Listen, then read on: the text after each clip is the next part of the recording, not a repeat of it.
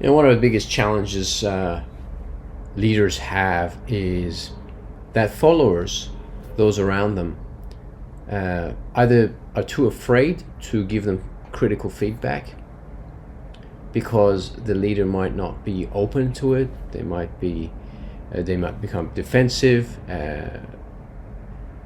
but at the same time, it does require courage on behalf of the followers. And I want to focus on the follower and less on the leader for this video, because for the followers to really, if they really care about their leaders, yes, there is some risk involved in giving feedback. And one thing they can do is just think about the worst case scenario, how likely it is. So do some risk management on that. But ultimately, providing feedback and having, cultivating courage to give feedback to your leaders is essential if you really want your leaders to improve and be the best version of themselves.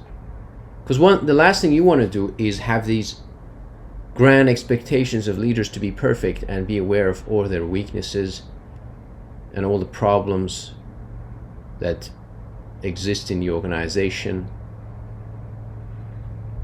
and instead actually make them aware and be responsible for the way you communicate with your leader, so that it is received well. So think about, how will this feedback be received, and how can I craft it so that it's aligned with the leader's vision and values and purpose and mission, and so that it can be well received. So ultimately, think about where the blind spots of your leaders are, and think about how you can make them aware of it.